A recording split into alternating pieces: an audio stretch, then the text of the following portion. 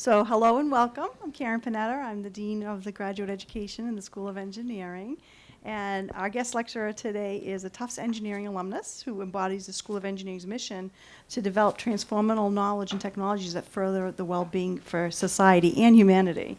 He has guided growth organizations as an operating executive, board member, and advisor for over 28 years. Until 2014, he was the president of Power Strategy, Inc., where he advised executive teams on growth strategy, alignment, and execution.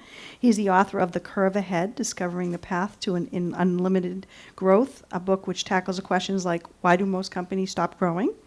And what can leaders do to overcome these barriers? He also teaches design thinking at the Harvard Extension School, where he received the Joanne Fusser Distinguished Teaching Award in 2014. Today, he proudly serves as the president and CEO of the Perkins School for the Blind, and as the first school for the blind in the U.S., Perkins helps children and young adults who are blind, deafblind, or low vision realize their potential in college, employment, and in community engagement. He oversees the 5 operating groups of Perkins: Perkins School for the Blind, Perkins e-Learning for U.S. teachers with visually impaired, Perkins International, serving children in developing countries, Perkins Solutions, providing accessible product and services to organizations, and the Perkins Braille and Talking Book Library. Perkins seeks to make the world a better place for those who are blind and deafblind, and more than 4.5 million children around the world. That's a lot of kids around the world are not in school simply because they are blind. In the U.S., 75% of people who are blind are unemployed. Under his leadership, Perkins has focused on 3 important initiatives: transitioned into adult living, literacy through Braille, and innovation. Innovation is at the core of the Perkins mission to improve the lives of those who are blind and deafblind. Perkins' human-centered approach to solving the challenges of the blind community and a willingness to adopt new technologies have allowed the school to develop more effective services and reach larger populations. We're so excited to have him here today. We can discuss the ways in which he has applied technology from human-centered approaches to improve the lives of who he serves. And I just want to also comment that if you saw our matriculation T-shirts this year, at the back side, our slogan was, at Tufts Engineering, it's all about me changing the world. And I think Nice. that Dave certainly embodies that, so we're really happy to welcome you here today, Dave. Thank you so much, Karen, and thank you, Dean Q, for inviting me to your lecture series. This is this is like going back in the Wayback Machine to be back here at Tufts and visiting. I put together some. I know everybody in the room is coming from a different place, so I put together. I'll sort of preview what I've got. I'm going to sort of tell a story first about my own journey. That's why I call it a jumbo journey. From starting here as a civil engineering, undergraduate, to a path through a bunch of things that I did, and it's all been a great experience. But I didn't all plan it in the beginning. I'll share with you what I feel like I learned from a kind of career point of view. Then I'll switch into talking about what Perkins is all about and what that mission is and what we're doing. And I'm going to end up talking about our hackathon in April, which I hope to get a number of Tufts students to come to, on accessibility hacking. Okay? So there's a preview, and I'm happy to take questions. I'll try to keep it brisk and take questions as we go. So this is the beginning of my journey. It's the 70s. I graduated in 75, and I studied civil engineering, and that's just to prove it. That is, that must be the Tau Beta Pi Society officers, because that's the only time you'd see anybody with a tie and those wild, stretchy pants. They're like flare pants and that kind of. Yeah. Yes. I'm sorry. Is that Pete Cheever? And that is Pete Cheever. Good point there. So Pete Cheever was in my class. And he just got a recent award and then Tim Henderson is next to me. He was a structural engineer. He went into aerospace engineering. Are you the first one? What? Which one is me? I am the one with the mustache looking out like this. That's me. This is me. And that's Lou Edgers, who was soil mechanics. Where? This is Lou Edgers, soil mechanics professor Lou Edgers, for sure. Yeah. Yeah, that's him. When he had hair. I wanted this copy of this picture. You can have it. I don't have many pictures from Tufts, but I had this one, and it's a good one. I had to get my 35. I had just had my 35 millimeter slides digitized, And I found, but this is the Tau Beta Pi officer group, because Lou Edgers ran it, and Pete Cheever, and Tim Henderson, and myself. Then one other shot. This is, I don't know if you know these guys. This is Bruce Haynes, who was the chair of the civil engineering department. And I basically took every course he taught. And this is Earl Littleton, and I took every course that he taught. And I don't have a picture of Lynn Brown, but I took every course he taught. Those guys were just amazing. They were foundational for me. Some of the best professors that I had were all here in civil engineering, all where in the first floor of the Anderson building. I don't know where you got that, how I happened to get that random shot. But so that was Tufts, and I actually studied master's in environmental engineering, and I went deep. And I got a job at Camp Dresser and McKee, CDM in Boston. And 1975, it was hard to get a job in 75, so nothing like an engineering degree to give you a little boost. And I got some real world experience. First, I was up in Portland, Maine, doing a wastewater survey. And so I was in and out of sewer manhole covers, drinking Dunkin' Donuts coffee at 3 in the morning, you know, in the city trucks, you know, members of the city. We'd set up those little vans and the cones, and I'd go down and get those little samples. And so that was interesting.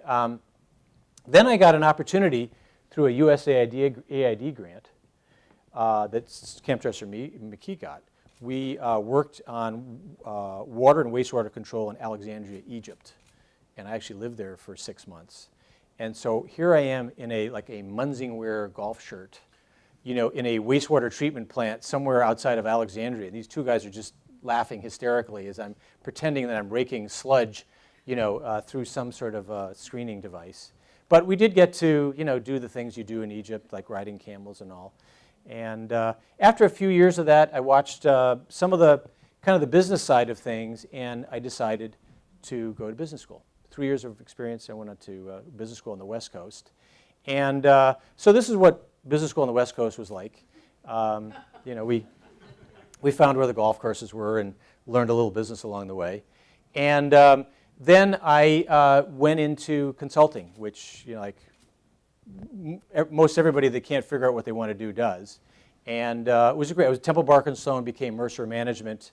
And I was kind of focused on energy at the time. This is 1980, and energy was hot. Higher oil price is, the hotter all the alternative energy markets are. And this was red hot. Synfuels, cogen, all that stuff was going on. And I joined the engineering, the energy group of Temple Barkin Stone. We were down at Pickens Mather coal mines. We went deep into coal. We went 1 mile in and quarter mile down on one of these things where you have to lay on your back to go in the coal mines. And if you look at our noses, it's just from breathing, there's black under our nose, just from breathing the dust. Just from one, we were in there for maybe an hour. And you know, you can imagine people having a career in there, but the whole, it was just like an acquisition study, should somebody buy this coal mine. And then that's me in the middle. I lost the mustache. So three of us at this consulting firm bought the first Mac. And we called ourselves the Mac user group. And I just really got caught up in what technology could do information. Now, meanwhile, the other thing that happened in 1982, this is a little bit historical, you know, with Reagan, you know, the oil cartel, things sort of came apart in the oil cartel, and the price of oil went from way up here to way down here.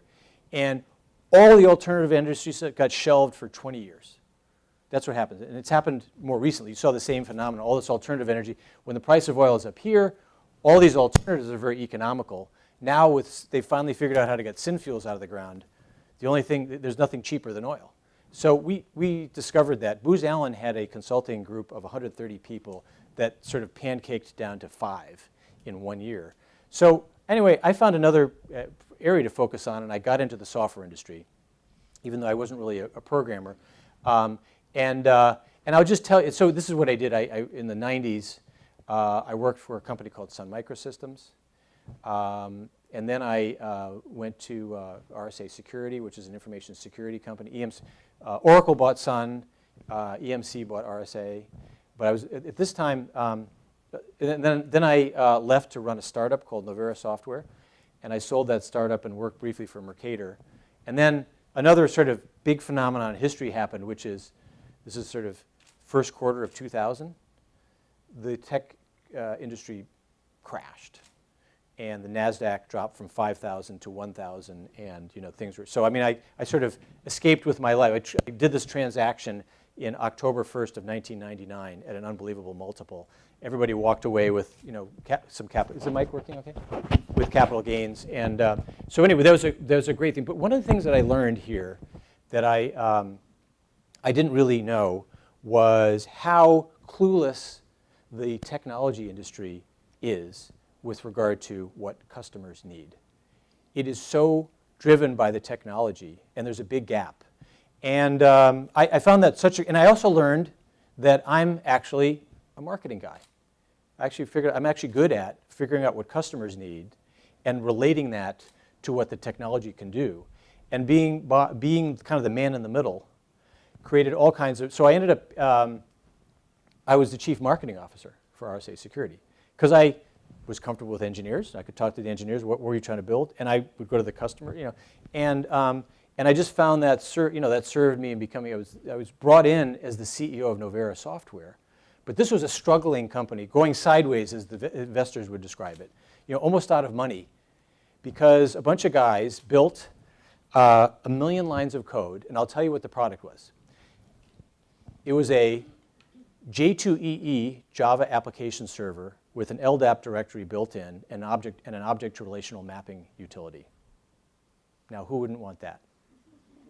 Right? They had no idea who it was for. Now, somehow they had actually gotten the Home Depot to pay $1 million for it. But there was some hope out there that we could find it. And my job was to kind of reverse engineer from all this code to what's the problem that they could really solve. And fortunately, I found one. I found a problem called, I named it Web Application Integration.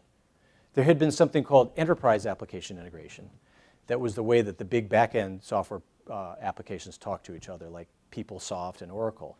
But the web was new at this time, and there's no way for web applications to talk to the back-end applications without some sort of a switch in the middle. And it turned out our product was a great switch. And positioned that way, I engineered an acquisition and got out of town before the NASDAQ crashed. But I learned something really important here about how much time, energy, and money is wasted starting from the technology and sort of convincing yourself you really know what the product needs to be. Just go build it. Time to market. The sales and marketing will figure out how to sell it. Just build it, build it, build it. And it's a waste to do that. And I think over time I discovered a lot more about the importance of. Interestingly, when I took Human Factors Engineering, ES1, John Sununu, who went on to be, I think, George Bush's chief of staff, was teaching it. And so I didn't realize how important that course is for all of us, because. And so we'll get on. So then I went into investing, because if you sell a company and you make any money for the investors, they consider you to have a hot hand. And so they'll bring you in as sort of an operating partner. But then I found that maybe I could do this for a while. And so I joined Fidelity Ventures. And really, this is what I did as a venture capitalist. Some venture capitalists know a lot about technology or field. And they will say, oh, the communications layer at layer 4 is missing, this. And if a company just built that, we could sort of slide it in and you could make a business model of it. That's not me. I'm not smart enough on technology. But really where I came at it was, what I learned during this period was that most companies that are building things really didn't have a clue who their customer was. And so I would ask these 2 extremely unfair questions of every startup I would meet. The first question was, who is your customer? And the second question was, what problem are you solving for that customer? Honest to God, those are the questions. And I made a 10-year venture capital career out of it, because once the few of them could actually answer, it's not that none of them, I'd say less than half of the companies I met could answer those questions. Now, it's not that they weren't saying anything, their mouths were moving, and they were describing the, Bluetooth, blah, blah, blah, blah, blah, but they weren't, because they didn't know the answer to the question.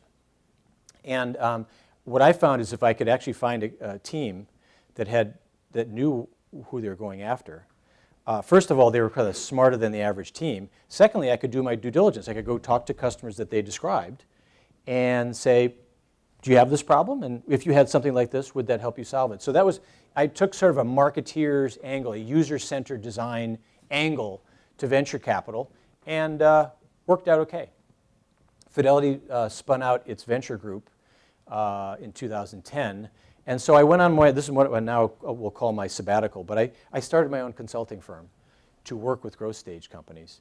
And I called it Power Strategy because you use all of your assets. I have companies from China every once in a while emailing me saying, do you work on energy things? And could we buy your URL? But Power Strategy was really all about answering the question, why do growth companies stop growing? And what can be done about it? Enormous amount of money is wasted because companies that sort of have a great idea sort of top off at best or 10 or 20 million. Very few get through to the end. I wrote a book called The Curve Ahead about this. And I want to I'll come back to that. But then something else happened in my life. My oldest son, this is him now, he's 30, was born blind and hearing impaired and, in fact, developmentally delayed. So he needed a lot of work in 1987. And so we found from Emerson Hospital in Concord, with a payphone and a Yellow Pages, I found the Perkins School for the Blind. And this is our first son. And I said, now what? And we had a journey as a family. I have 4 other kids since, so he's the oldest of 5. But we went through the journey of how do you help my son David prepare for the world? What does education look like? What do you do? And the Perkins School was really our kind of North Star for that period until 2009. And like a lot of sort of active parents, I got involved with Perkins. So I was on the board starting 2005. And so I got to know the operations of Perkins. Now, I was doing this Power Strategy, my sabbatical. I was consulting to growth stage companies and helping them solve the problems to how do you kind of manage extending growth, which I'll come back to. But I got involved with, I convinced Perkins that they needed to do online education for teachers nationally, and we started a division to do that, and it's actually done quite well. Sort of like edX for teachers of the visually impaired. Because they're dispersed and they don't have a professional network. And we have, at Perkins, we have 800 people at Perkins, a 40-acre campus. We have some of the best teachers in the world in Watertown. So how do we share that, on the outside? And so when the last president left, this is kind of funny, this happens a lot, but I was on the search committee. There was 11 of us, and they put me on the search committee because they wanted to make sure that whoever we brought in knew something about technology. And I probably missed half the meetings, but I was very committed to Perkins. But when I saw the candidates and I saw the job description, what they were looking for to position Perkins for the future, there was a point where I read the thing, and I said, this actually looks like what I do. This is set the vision, be market driven, bring in great people. One of the 10 criteria for the job was, run one of the greatest schools for the blind. Okay, so that's not me. I don't know how to do that. I found a great superintendent at Gallaudet to do that. But taking Perkins, 187-year legacy and thinking about the next 187 years and really positioning it, turned out it was the same stuff that I was doing with growth stage companies. It was the same concepts of renewal and positioning for the future, starting with the user you serve. So this turned out to be, I raised my hand, one thing led to another. I went through the whole process and I became the president of Perkins 3 years ago. So that's kind of where I am and probably where I'll end up my professional journey because I'm having a lot of fun and it's an amazing place. And it's using all the things that I learned how to do along the way. And the impact we have doing it is nice. So let me say a couple things about career management. They're just kind of high level, particularly if you're a student or you're advising students. I had a rule for myself right after I got out of college, which was every year, and I do this at Christmas time, I would ask myself, did I grow a lot in the last year in this job? And as far as I can tell, do I have the prospects over the next year to grow a lot? Steep curve. I like to learn, I like to be challenged. And for 2 years, Camp Dresser and McKee met that test, and then the third year, it was not. I could just see it was going to be a long time before the next level, and that's when I went to business school. It didn't pass much. So grow every year or move on is sort of one of my, and I've done that my whole life, because I always want to be kind of challenged and looking ahead, and I have this fear of being I didn't know the language now, at the end of the S curve. Secondly, kind of know where you want to go next. I knew when I was in this energy practice of Temple, Barker, and Sloan that really to be an energy expert, you're going to be in the Midwest and the South and other, Australia and mining and, and I could see the software industry was going to be the next best thing. I mean, honestly, the personal computer industry happened when I was in my 20s. Like that Mac, there was no, Microsoft hadn't even gone public yet. Microsoft, Oracle, Computer Associates, they all went public in 1986. And an industry formed while I was there. I actually helped to start a practice at Temple Barker & Stone to consult to software and technology companies. Digital equipment became my biggest client, and I helped digital equipment figure out how customers were going to use those mini computers and networks and all this stuff that they had. And so I knew that I wanted to get into the software industry somehow, even though I wasn't a computer science expert. But I knew there was a need for marketing. And so that's my third thing, is build on what you're good at. And I sort of discovered that I was good at marketing. So to me, every time I've done something new, to me, half of the new job prospect is I got something that my employer needs, but they have something I want, which is I'll give them what they have to give me the opportunity to keep growing and learning. And to me, I just want that curve to be steep. And if it starts tamping to every job I've taken, you could look at my resume and say, oh, this guy's jumped around a lot. But really, every job I've ever taken was like, this is it. I'm going to do this job forever. But when it starts tailing down, I think you got to move on. I only stayed in consulting for 10 or some odd years because I was in 3 different groups.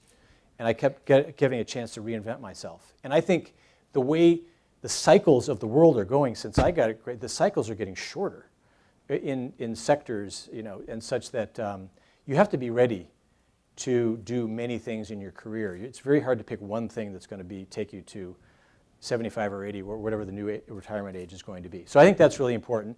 Soft skills are just, you hear this all the time, but I'm just going to say it, like these soft skills are the difference for the people who emerge as leaders. Your technical skills in whether it's market analysis or math or engineering, those are all table stakes that get you in the door, and you have to be really good at them. But the thing that separates you and allows you to become the leader are, okay, let's start with people skills. Hiring people, working with people, developing people, moving people on when they need to, looking at the first thing I do in an organization is look at what does my team need to look like a year from now? And I have to work. So that's really important. Emotional intelligence. I mean, this is managing yourself. And communication in every fashion, presenting, writing, teaching, and speaking separates you from other people that are just as smart as you that don't communicate as well. Selling and negotiating aren't taught really almost anywhere in school. Even in business school, I took one negotiating course, but it's just an eyedropper. These are huge. You don't have to have a sale. You probably know this, but I mean, I never had a sales job, but I'm selling all the time. I'm selling Perkins. I'm the fundraiser I'm the chief fundraiser for Perkins. I was the chief storyteller for Mercator and RSA and all those companies. And selling is all about understanding the message, and so this is really key. Whether you're actually selling a widget or selling a concept or selling a company, this is really key. Negotiations. These are things you got to find out. So whenever I had an opportunity to take some training, I always jumped on that. Networking, building your network. My kids are all on LinkedIn. I just keep meet as many kids as you can while you're at school. You won't believe how valuable that is. And reputation, your reputation for results, integrity, and loyalty separate you. I mean, when Mr. Big or Ms. Big gets the promotion, the people that they bring aren't necessarily the smartest people. They're these people that deliver results, they have high integrity, and they're loyal. And it's not always the smartest person that delivers the best results. Sometimes it's the hardest person, whatever it is, that's what people are looking for. So I don't know, that may be obvious stuff, but these are things that are really true for me because I lived them and saw them. What's it like to lead a nonprofit? People ask me all the time. It's really mostly like running a for-profit, if you do it right. Not everybody does it right, in my opinion. And the nonprofit world is in such need of people from other sectors and for-profit sectors. Because it's not enough just to have a great mission that you care about.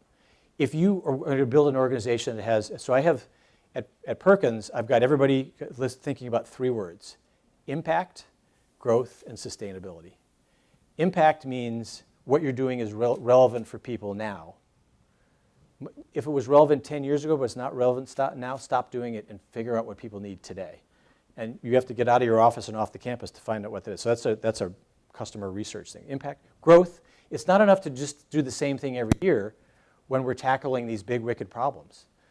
I mean, the needs of the blind and vision impaired nationally and internationally are huge and dramatically underserved. So I'd say to Perkins, we're leaders. We have a big endowment. We have a lot of great people, reputation. We can't just be satisfied that we did the same year after. You have to have a growth plan. And sustainability, you have to figure out how to pay for what you do. You can't just dip into the endowment and get deficit funding. You can make the case, but consider that like you got a grant from the board. So come up with a business model where you bring in the money through fees or donors or whatever it is, but that has to be part of the formula. So, so the differences, I think, are, I mean, vision, having a vision for your organization, this is something I brought to Perkins. We have a very ambitious growth strategy I'll tell you about in a second. Most of my leadership team is new because we didn't have the right people. We're doing new product development all the time. It's actually new service development or new program development, but it's like new product. It's the same thing. You find unmet needs, you design a solution, you test it, you figure out what the delivery model is. We're doing this all the time. And I'm trying to build it into the repertoire of Perkins to just do this forever, all the time. You're always reinventing yourself in any words. And then raising money and delivering results, for-profit, non-profit, same thing. You got to do that. What the difference is, you got to have a passion for the mission. So, I mean, everybody that I've hired, everybody that works at Perkins could get paid more somewhere else. And some of the senior executives that I've hired could be paid a lot more at somewhere else. I had one guy that I knew, he worked at a technology company. I introduced him to our international division to be head of business development. Interestingly, he went through the interview process. They all liked him, but they said, there's one thing about him. I said, what's that? And they said, he's kind of salesy. I said, that's exactly what you need. You need to be more salesy. You know? So anyway, he took the job. He was on the job for 4 days, and then he said,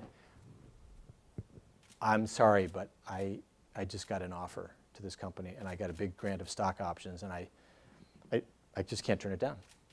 I knew him pretty well. I was pretty disappointed, but I said, well, you got to do what you got to do. So he left. He sent me a couple emails. I was polite about it. I never really let him off the hook. But I said, you got to do what you got to do. So 3 weeks later, he comes back and he says, I had to come back. I couldn't get it out of my head of the mission of Perkins International was so compelling, and the need for a guy like him. And he turned down, he turned down a lot of money. He's made a lot of money. He was a successful startup, so he didn't need the money in the first place. But so that's you got to have. If I don't see people have passion for the mission, I'm not that interested. But I know if people do have passion for the mission, I'm pretty sure I can get them to come to Perkins. And it starts with just come to the campus once. By the way, everyone here is invited to come to the campus anytime. We have tours every single day. I'd love to have you come visit. But you come to the campus. It was built in 1912. That's like half the hook right there. It's all beautiful architecture built in 1912. And then how you measure results is different. In for-profit, it's sales and profitability and maybe some other things. In nonprofit, you're measuring impact, and it's number of teachers, number of kids served, number of people that get jobs, number of teachers trained, whatever. But you're measuring something different. And the nonprofit sector is not good at all at metrics, but it has to get better because you can't raise money without metrics. You got to be able to show money in is metrics out. And I kind of made this point already, but I feel this is a way of me drawing in a picture is, over here, people that focus here are victims of what I call technology in search of a market. All these products that someone built that has all this great idea in it, and it just doesn't have a home, and so the businesses never take off. We funded, one of the companies that came to us for seed funding, and they won the Mass Challenge in Boston, was a company that came up with a wrist device that was a sonar. So just a little wristband and a device, pretty small, like about the size of 3 dimes on top of each other. And it was a sonar, and it would vibrate as your wrist came closer to objects. So the idea was to help people who are blind to augment navigation is one of the big problems for people blind. So augment either cane or guide dog with something that could be for micro navigation. Maybe you dropped your wallet or you could do something. So everybody thought, that's really cool. And they got a little bit of seed funding. Now, we gave that device to 3 or 4 people that are blind on the Perkins campus and said, let's just let them use it for a while and see what they come back with. And there was no use case that was compelling enough for a blind person to want to wear it all the time. Yeah, there's this issue where if you're blind and you're standing in a line, you can't see that the line goes forward. It's sort of awkward. So they said that I'd use it for that, but there wasn't enough to. So that's the problem of living over here, all over here. The problem of living all over here is kind of wishful thinking. You know, this is what you want, but you haven't really thought about how you're going to do it. And the place where you create value is in here. And this is where I kind of lived my whole career. Now, these are product managers. These are sometimes CEOs, senior executives, but they're also enlightened, technology executives who spend the time to learn about customers and design thinking, whatever we're going to call it, but they recognize the value of that, or people that are more marketing oriented that spend the time to learn the product. And what is true of the technology industry, because I was in it for like 20 years, is the gap between being really good here and really good here in terms of experience base, maybe how people are wired that go into those roles of, say, marketing and engineering in the extremes. The gap is so great that it's hard to have a foot in both places. Unless you consciously get yourself to think about, it's not as much of a natural act for me to go out and go talk to customers. I'm going to put 3 dates on the calendar this month and go spend time with customers. Or it's not a natural act for me, the communications person, to actually go there and figure out all the features of the product and how it works and what, but I'm going to go learn that because my job is to create the positioning messages. And so the magic is people that, to me, this is like lifetime employment if you can sort of live between these two areas. So just a little picture. I want to just tell you now very briefly my thesis of why growth companies, good so far? Okay, good. So this is a mini version of why growth companies stop growing and what we need to do about it. So here is or why innovation matters. Here's a graph that's time and revenue. And here's 0. Here's day 1 of a startup. And here's the typical early days of a successful startup, which is you actually got a product off the ground. And I mean, to get $1 million for something is amazing. But to get to 10 million, people kind of think, we're not a startup anymore. We got a business here. And probably have the potential. That's a lot to do. And so you sort of think, you write a growth plan, and it looks like this. We need to raise a lot of money. We need to hire some salespeople. We need to really ramp this thing up. We're not going to be able to satisfy all the demand for this thing, and we're just hang on by your fingernails. It's going to be a rocket ship. And so that's what the growth plan looks like. Unfortunately, what reality looks like is this. And I actually I got M&A, merger and acquisition data in the software industry and kind of proved to myself that the ceiling is about 30 million. And you don't make real money until you get 80 million and go public. So this is sort of a disappointing outcome for a lot of ambitious people. So why is that shaped like that? Anyone want to gander a guess? Why the tail on the curve? Yeah? You got stuck on one product or one idea and did not think about where else could it fit, and it was expanding your customer. Okay, you didn't expand your customer. Why else? Competitors took the idea, and so they're dipping into your market. I created this market. You're stealing it. So it dips your. What else? Innovation in the sense that the product goes long in the tooth. Maybe there's another way to solve the problem. Anything else? Maybe not turning the product into a company. Say it again. Not turning a product into a company. Yeah. So you really didn't think about all the team that got you here isn't necessarily the team that can get you here. Like this team can all fit in one room, and they got the prototype out the door. Here, all of a sudden, you need a distributor in Europe, or there's some scaling aspects of the business and no one really has thought about how to do it, so it slows you down. It tampens down thing. We could go on and on. The market saturation, so you serve the easy-to-serve customers, but then they get harder to serve over time, et cetera, et cetera. So this phenomenon is true. I show this in front of business people, and they're like, oh my God, that's my business. And if you ask, interestingly, I could run an entire class on just the S-curve and just discussion. So you ask business people, I give them a marker and say, just come up here and show me where your company is on this S-curve. And they go like, grab the marker, and they walk up there, and then they go, because you don't know. It's like saying, is the stock market at the high right now or not? Does anybody know? It's easy to look in retrospect and say, oh yeah, we were at the tail. But honestly, some companies think they're here, and next month, it's like that. Some companies think it's better to kind of feel you're here because it agitates you, and then you sometimes can stretch this curve out. But so this is a real phenomenon. This is what happens to profits and nonprofits. Is their great idea matures, and diminishing returns. All the things weigh into. That's kind of for revenue, but if you're in a nonprofit, you might put impact in the same thing.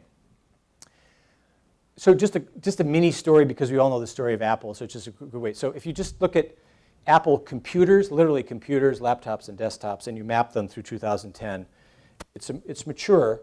The laptops picked up a little share over time here, but it was amazingly, Apple actually grew the business from 2001 to 2007, a very mature part of the business, and it was sort of the end of a tail curve, an S-curve. The only way they could grow was to come up with a new S-curve, and so it looks like this. To me, the answer conceptually looks like this. This is what you're doing now. You want to find another offer, product, service that can allow you to continue to grow. The best place to look is the customers you already serve. If you're up and running, you have a business, you have an advantage over a startup. You actually have customers you can go ask about another problem they might have. Like, I hope you're happy with our current product or service, but while we're here, could we just talk about what's it like to be you? And do you have a new boss? Do you have new competitors? Is it technology? What's happening to your organization? And you're listening, and you're hoping you're going to uncover a problem that they say, and you might say, that's an interesting problem. If I had a solution to that, could I come back and maybe talk with you about it? And that's the beginning of a germ of finding the next thing you want to do.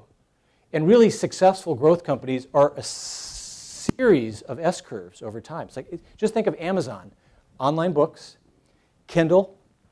They're the leader in cloud computing. They're the bigger than anybody else in cloud computing.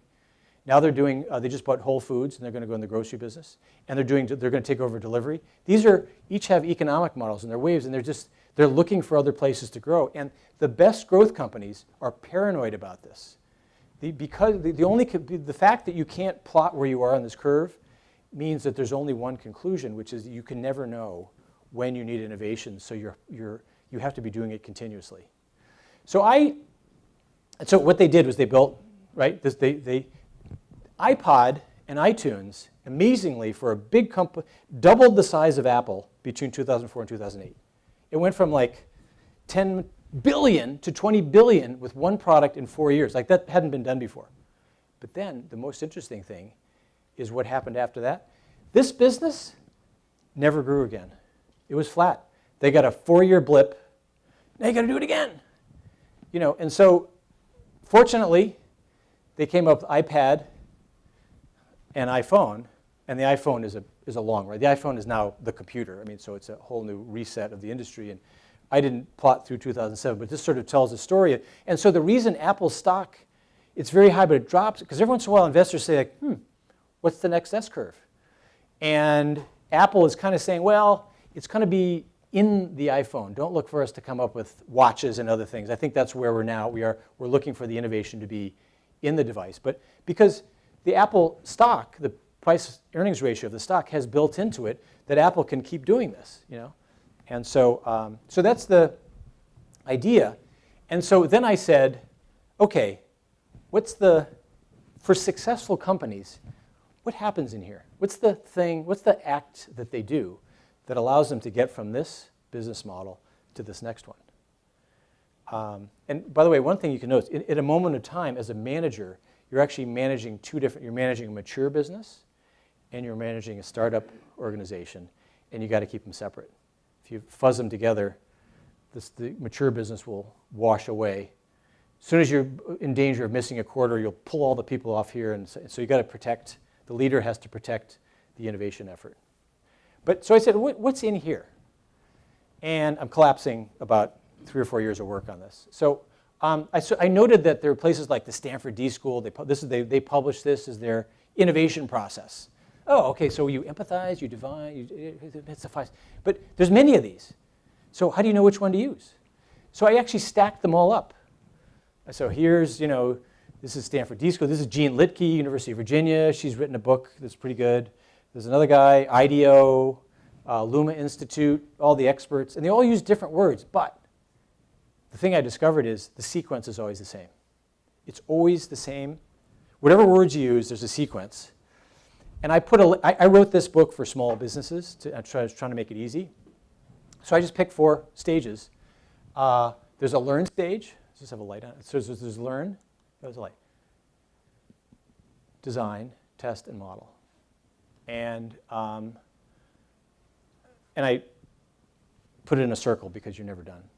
So that's my kind of offer out there. And I do teach design thinking to I do like a 2-day seminar about 4 times a year, and it's a hot topic. I have capacity for 44 people each time. It sells out 4 times a year. It's part of Harvard Extension.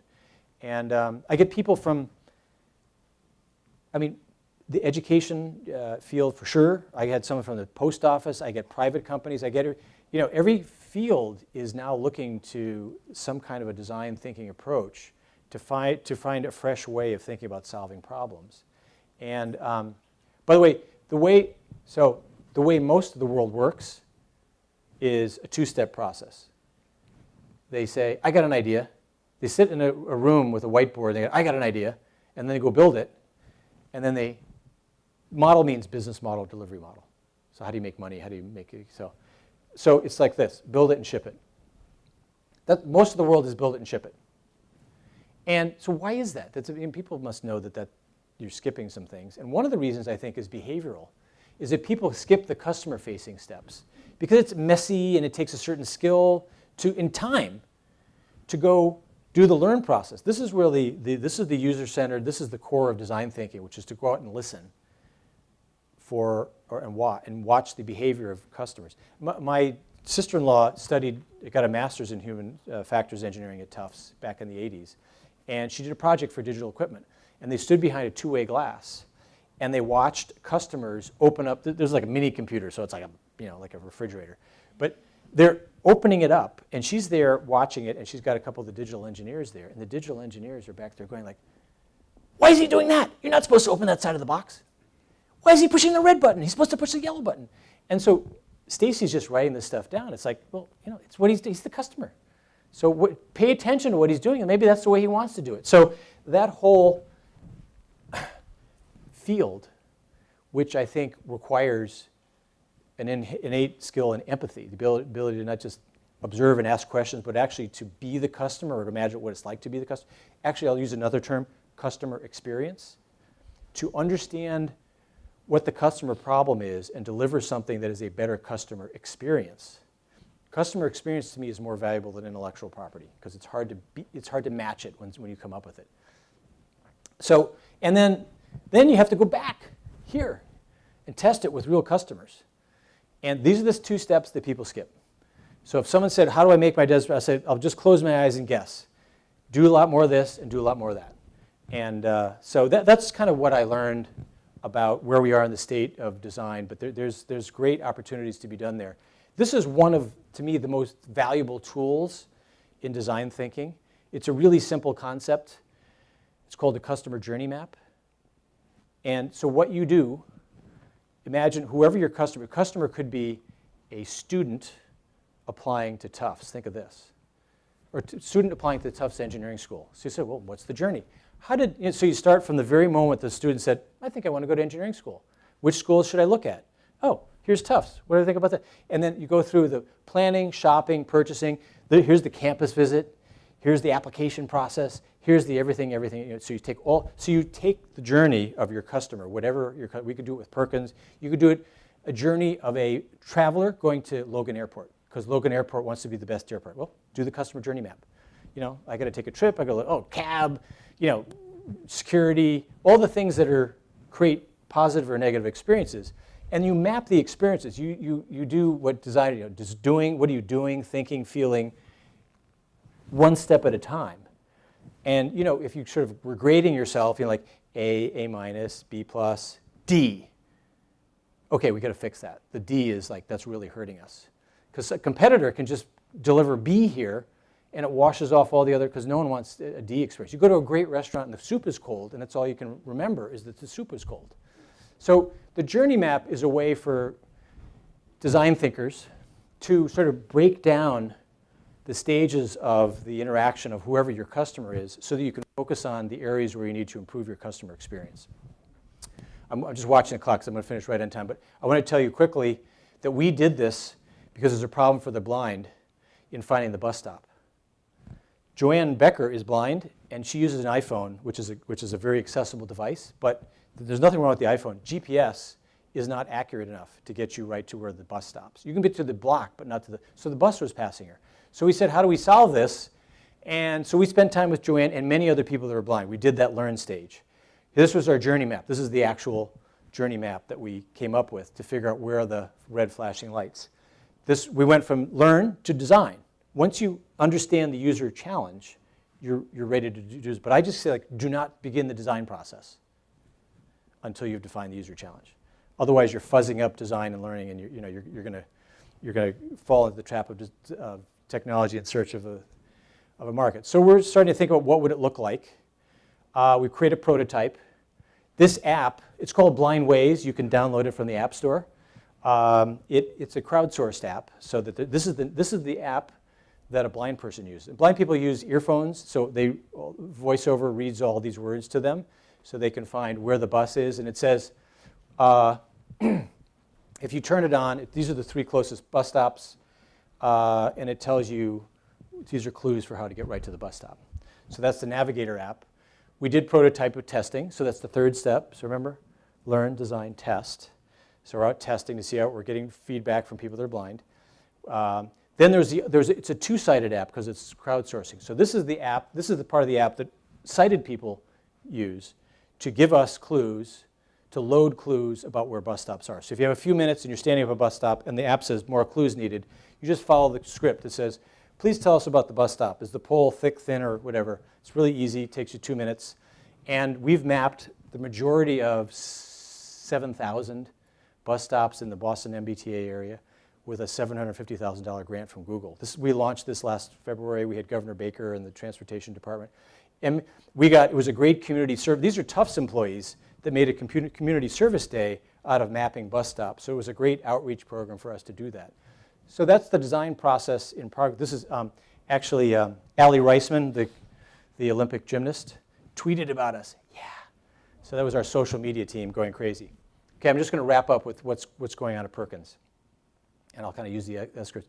Perkins is got a number of, you think of it as operating groups or divisions, but our core, where we started, was first school for the blind in the United States in 1829. We had an earlier conversation about deaf blindness. So actually, Samuel Howe, I'm the 10th head of Perkins. This was the first, Samuel Howe. And he actually found this woman, Laura Bridgman, and proved to the world that someone who's deaf and blind could actually become literate in the 30s and 40s. That know-how, Annie Sullivan came as a teacher to Perkins. Annie Sullivan was visually impaired herself. She went to Perkins. She graduated valedictorian. She was looking for a job, as a lot of blind young adults are. And that's how she heard about the idea of going to Alabama and helping Helen Keller. The know-how in teaching Helen Keller was kind of created at Perkins, goes back to Laura Bridgman. So we've had this heritage of innovation in the educational process. And basically, here's the secret sauce of Perkins, right? This is the core, reading, writing, math. This is core academics, what we call the core curriculum. If you can't see, you're missing something the rest of us have that we can do, which is called incidental learning. Incidental learning allows me, while I'm talking to you, to quickly judge there's about 30 people in the room, or just learn by seeing what's a shadow, how do my parents dress for work, et cetera, et cetera. And 20 years of not having incidental learning creates a deficit in people that are visually impaired, and that deficit needs to be addressed with 9 support activities. How to do independent living, self-determination, career education, sensory. This is what we do. We wrap core learning with these skills. And so that's the core Perkins School. We also, few people realize that starting about 100 years ago, we've taken teachers from developing countries. This is almost like the Rhodes Scholar program. These are kind of the Rhodes Scholars of teaching visual impairment. And we bring these students from, it's been 67 countries around the world. We just got the latest class in yesterday. I just met them yesterday, 14 people, all from different countries around. And we teach them on our campus for a year, and then they go back, and we pay for the whole thing. So that's called the Educational Leadership Program. But we're beyond that. We're actually out teaching teachers, and we're doing an outreach. And we just set an audacious goal this year of training 1 million teachers by 2030, because the world needs 1 million more teachers with some training in visual impairment to address the 6 to 10 million kids that don't get to go to school for a lack of vision. And we announced this at the UN, and we're getting some interesting traction. I'm getting a little more visibility from the Gates Foundation and other places because of the seriousness of the goal we've set for ourselves. So that's about leadership and goal setting, because honestly, we don't know how we're going to do the 1 million yet, but we're going to do it. We also have, as part of our mission, making the world more accessible. So we were part of standardizing Braille in the 1800s. We created the world's most widely used mechanical Braille typewriter, the Perkins Brailler. Today, we have a kind of a consulting practice, and we're helping organizations make their websites accessible. Most organizations' websites are inaccessible. There's a standard for how to do it. It's the way I describe it, it's the difference between, there's 2 ways to write a paper, like at school. One is wait till 2 a.m. and sort of bang it out stream of consciousness. The other is do an outline, and sort of fill in the outline. Well, so that's kind of the difference between an inaccessible website and an accessible website. To build an accessible web, there's a standard, it's called Web Content Accessible Guideline 2.0, WCAG 2.0, part of the WC3 consortium. But basically, you create an outline, you create a little guide. So someone who's visually impaired has a screen reader that's a voice that's telling them, and there's a little, it's not visible, there's a guide to what's on the page. And by setting that guide, you've made the page accessible. So we have to teach every computer science major, like give them 1-day class on accessibility guidelines. This is my last slide, and this is where I'm kind of headed. I've got a great team. They're doing all these other things, so I have a little bit of time on my hands. So I have 2 CEO Sandbox projects, and this is one of them. I want to create the Perkins Innovation Center, and the way I would describe it, it's like the Media Lab for the blind, MIT Media Lab for the blind. There's no place in the world where people can come and collaborate, where technology companies can learn about the problems of people that are visually impaired, and and sort of really do great user-centered design of things. And I've got a space, kind of like you renovated the building here, and you have that great brick exposed. This is where they used to build the Braillers. Now we make them in China. So I have a massive amount of space in this building, and so I'm going to turn it into kind of a maker space, an innovation space, or whatever. And in April, we're going to have our first hackathon, and we're going to invite university students from the area to come together. We're going to give them 6 design challenges, let them pick what they want. It's going to be a 1-day event, and I'm hoping that kicks off a lot more collaboration that Perkins could be in the center of. So with that, I'll stop because I'm on time, but I'd be happy to take any questions and hang out and talk with anybody that wants to talk more.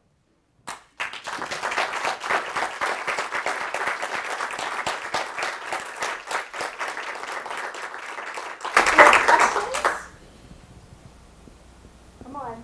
Go ahead, Kim.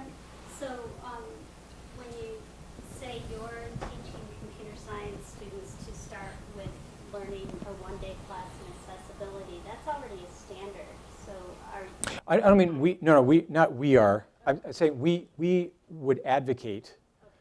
I don't think every computer science curriculum in the country has a day devoted to WCAG 2.0 or something like that. But I'm sure Tufts does.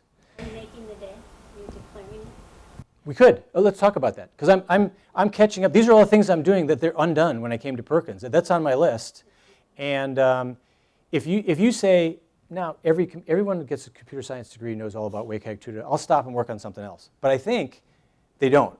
I think most web developers don't consciously make their pages inaccessible. And by the way, there's tools you can tell. There's automated tools that can rank you can tell whether your pages all of your pages are accessible or not. There is a law called the American with Disabilities Act. Now, it was written before the web, okay, so, but the language applies. And, you know, and Tim Berners-Lee's WC3 consortium looks after the WCAG 2.0 guidelines, but I don't think your average web developer knows that before they create a page, they should create, you know, a guide and embed it in the page. And that's what you have to do. And it, you know, there's a little bit of technology to it. So my sense is that if you did one class, you'd be in fairly good shape. And if we made a campaign that said every computer science graduate in the United States has at least one class on accessibility. But and it's not just for blindness, but the blindness part is the hardest part. There's physical accessibility, but you can do that all in one session because you can put all these things together. Yeah. So is the technology that will be created in this center more geared towards like a classroom setting, or is it more like in a public? Innovation space. So what's going to happen? First of all, that's a physical place, but partly it's going to be, Perkins is going to sort of assert itself as a leader and say, and we'll have a website that says, these are the most important problems to solve for people who are blind or vision impaired. We might actually put that up and crowdsource the discussion about what's most important. For example, if you're blind and you're trying to get a job, the standard screen reading device called JAWS works with Windows. You don't have a good way to do screen reading with Google Docs or web apps, let's say Salesforce.com. So you might not get a job. There's people who don't get a job because the screen reader doesn't work with the software. Now you can write custom scripts, but that's too brittle, that doesn't really work. So that is a barrier to employment. It's a known barrier. It's one of our 6 design challenges for a hackathon. We're just going to put it right out there. Every time I describe it, I was with Chris, the head of the mechanical engineering department. He said what every other person says to me when I say that. They said, did you talk to Google? Well, I don't know. Who? Let's all talk to Google. I mean, maybe Google can fix it, but maybe that's not the right answer. But that's a problem. It's a problem that's creating a barrier to employment. So that's why I want to tackle that one. I got another stretch goal, which is the ability to write computer programs solely with your voice. Now, could we do that? I don't know. How would we do that? So this day is going to be concept work, not makerspace work. But I think as a follow-on, we might take teams that are ready to build prototypes and do a second session. And there's lots of great places to do that. But I want to, it's not, so maybe there'll be some commercializable ideas that Perkins will bring to market. We could do that. But if we help, I get student teams all the time that come to Perkins and say, we've got this new thing that's going to go from audio to Braille or Braille to this, or could you help us? And they don't have a good understanding of the user. So it's sort of a nice start with the technology, but it's not going to go anywhere. So there's all these fragmented efforts that I'd like to connect with each other. Let them know, hey, this other team in like England is working with something similar. Let me connect you to. Or to make 3 or 4 teams that are student teams, connect them to someone at Microsoft who's interested in. So I think we can get big technology, universities, students, and others in the blindness community to collaborate. It's an R&D space, so we'll sort of see what comes out of it. But I think if you could imagine 2 dynamic lists, one is the most important problems to solve for people that are blind. The other is the most interesting commercializable technologies. Like right now, facial recognition, voice interface, indoor navigation, those are trending. There's a lot happening in those 3 fields that give new tools to solve traditional problems of information access and navigation for the blind. So I want to say like, hey, let's create a new design challenge. Here's one of our 6 design challenges that we're going to put up there. This is a little more social. You're a student who's blind and you're starting at a university. How do you go to lunch, find food, friends, your table, all that sort of? How do you solve that huge social problem? It's going to be, so I'm hoping we don't have only engineers in that one. But that's why the dropout rate in college for people who are blind and vision impaired is so high. It's really high. And so these are problems that we wouldn't imagine intuitively, but they come from the community of people that are blind and vision impaired. So we have access to that. That's sort of what we have best access. And if I can match it to people who want to solve interesting social problems, I think we'll have a winner. Particularly now that we're better connected to Tufts. Other questions? I have one. Of course. You talk a lot about vision impaired. Can you tell us some of the challenges, or wish list of technology for hearing impaired? Let's see, I probably don't know that list as well, but I mean, one is just making the ability to, accessibility is audio text and getting that into, I mean, the social issues, movies, everything where we listen, to get that more accessible for someone who cannot hear. But honestly, I know the visual impairment better one than I know deafness. And do you have innovations for visually impaired to, you know, like I saw the movie Mask or something like that, and they tried to show colors, they tried Yeah. to explain colors. Yeah. Has it been ways to explain that or new innovations to express those types of autistic things to people? There are some. I mean, it's a complex topic. Just think about this: if you're blind from birth, it's very hard to understand concepts like what is a shadow, right? Or what is a cone? It's hard to understand three-dimensional objects. People that actually lose their vision later in life have a huge advantage because they have a mental map of what the world looks like and how it works and what color is. Even though they can't see it anymore, you say red, they know what you're talking about. So I think for people who are blind, there needs to be sort of a functional understanding that red means alert or like hot, date, or whatever red means. And blue is soft, and so that you. The other thing that's important, but on this topic of color, there's an app that does this, is how to pick your clothes in the morning, right? So you want to pick clothes that match, and you might learn that like blue and gray go together, but how do you know what's blue and what's gray? And you can put little tags on it. There's an app called TapTapSee that it's free. You can download it, but you take a picture of an object, and it has a big database of objects. And pretty much, I did it with a reporter from WBUR radio, and Joanne Becker, who you saw, was describing this. I said, Joanne, just use it. And so she took a picture of the reporter, and we waited like, I don't know, 10, 15 seconds, and then the app comes back and says, woman with floral green shirt with headphones, and it was amazing, So there are some apps to help with color matching and things like that. But to really understand, I think what's missing is understand what's the most important problem to solve for people who are deaf. Let's work on that problem rather than decide, hey, I got something for people who are deaf. And I think that's where the opportunity is. Other questions? Yeah. So coming into an organization and an institution that was, good, almost 100 years old. Yep. What were some of the biggest challenges that you found in helping turn the vote around, helping them to turn the corner and see things in a new way? Yeah.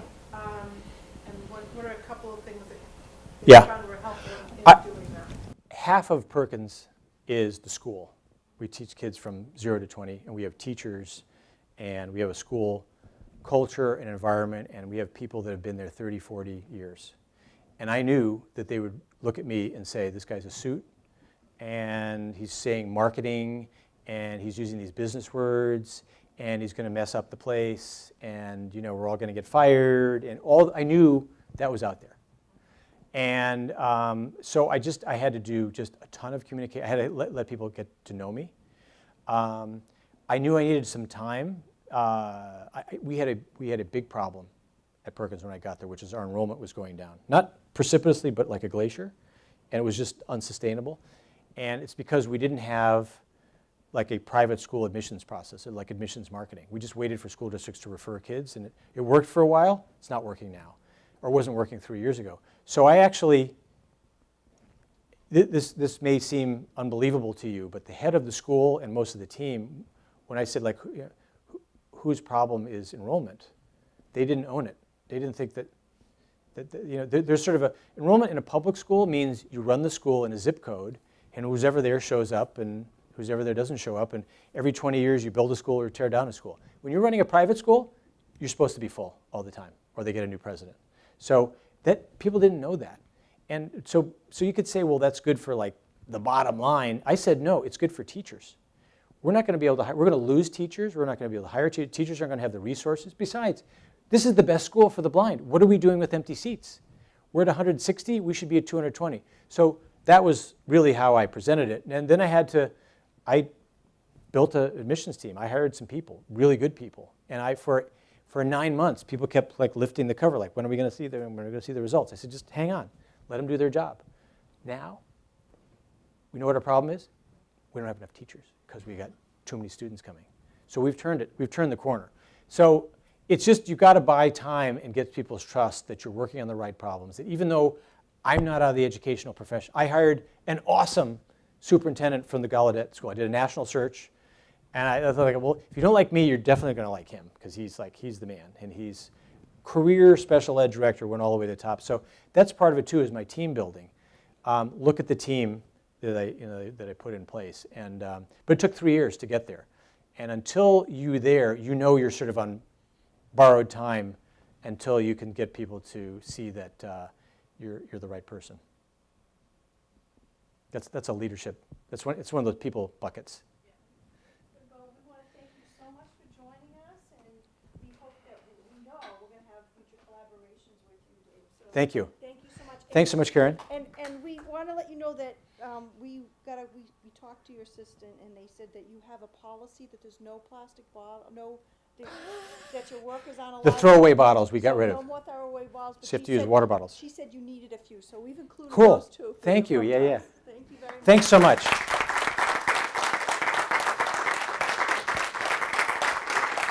Thank you.